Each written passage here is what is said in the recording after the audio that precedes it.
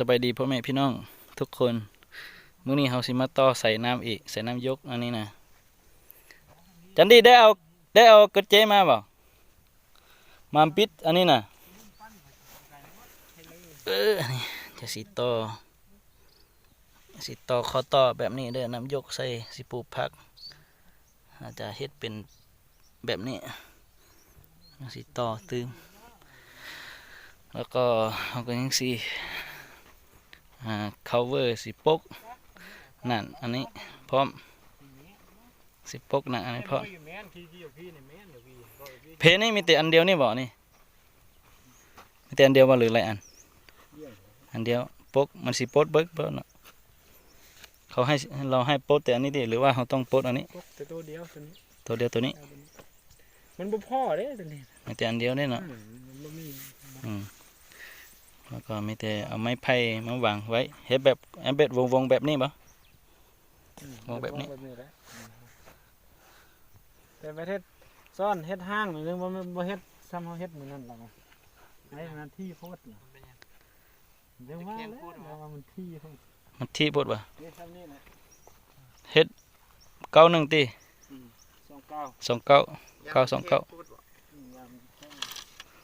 เฮ็ดอันน่ะ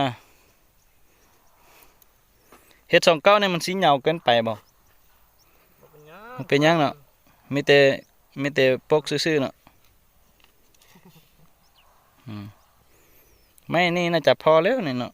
พอแล้วคันว่าเฮ็ดยาวๆแบบนี้มันต้องพอแล้วนี่ถึงพุ่นกันยังมีเก็บให้มันพอที่ทำตายห่า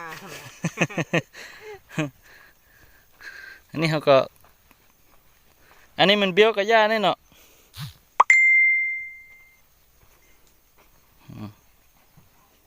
บิดใส่กุญแจ8บ่เก้า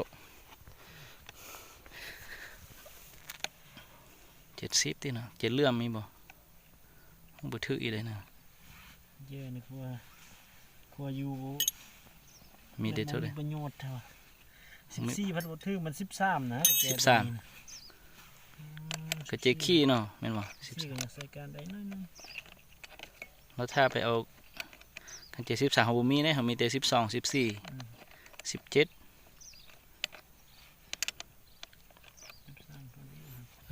แล้วถ้าเฮาไปเอาอันน่ะกระเจเลื่อมเพราะว่าเฮามีกระเจเลื่อมมาไปเอาตัวนั้นมาดีกว่าเนาะ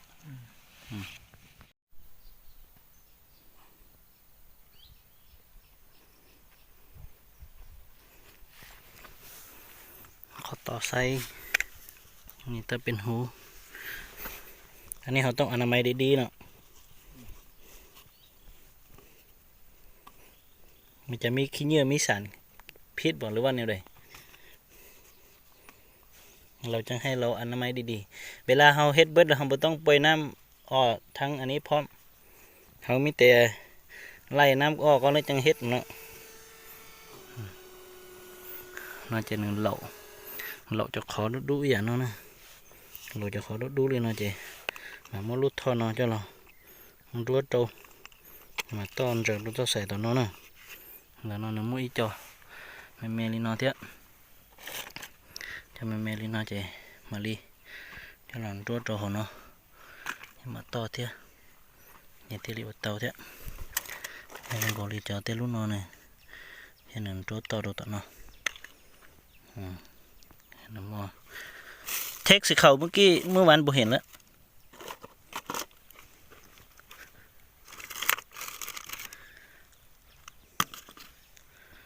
มันจะมาปอดชัวดองนี่ตาแกมาเลียหล่อหัวเต่าตัวเนาะเบลตินะซึ่งหูหรือเปล่า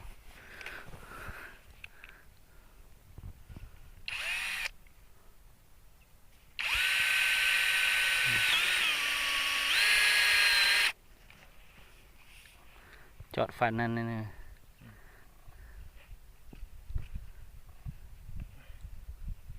ออกมาได้ดิเนาะ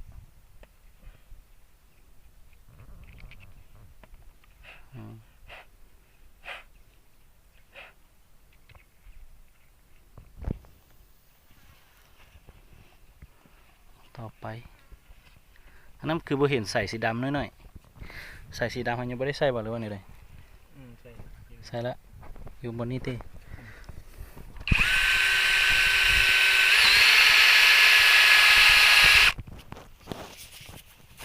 ได้แล้ว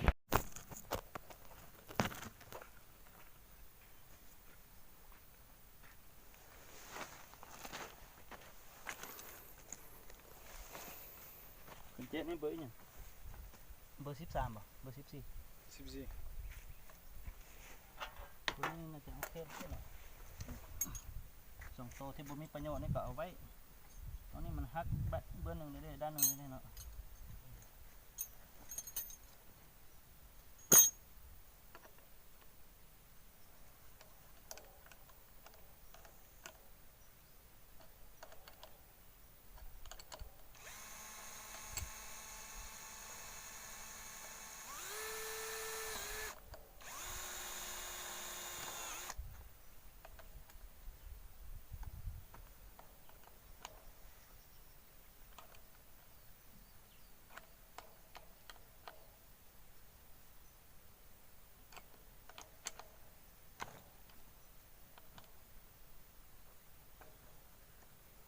เน้นๆแล้วก็โอเคนะออกเปิดเลยนะ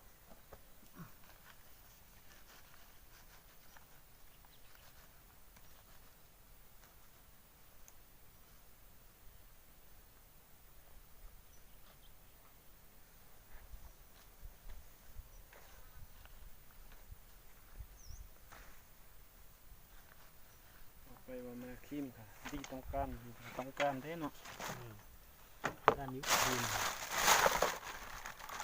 มีประสบการณ์หลายอย่างมันหั่นยากเลย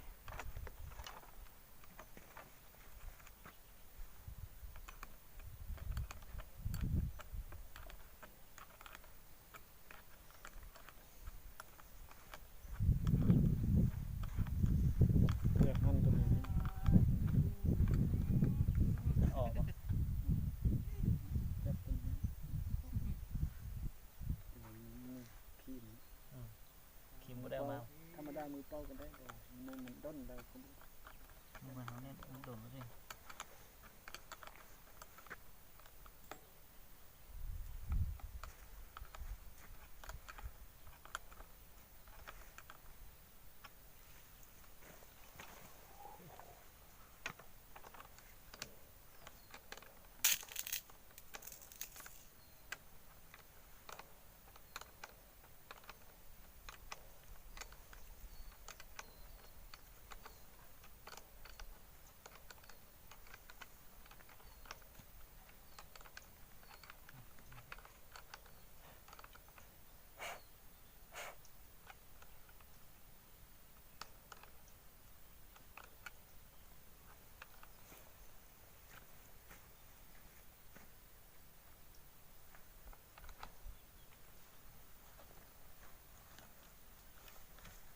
ด้วยกันยับให้มันเข้า เขาเลยอันนี้ยาว บัดนี้เขาตัดออกตรงนั้น จะได้เขา เขาหั่นออกมาแล้วค่อยตัดเอาซึ่งมันให้มันเส้นเลย nhớ dùng sợi đời nó biết tôi không có lử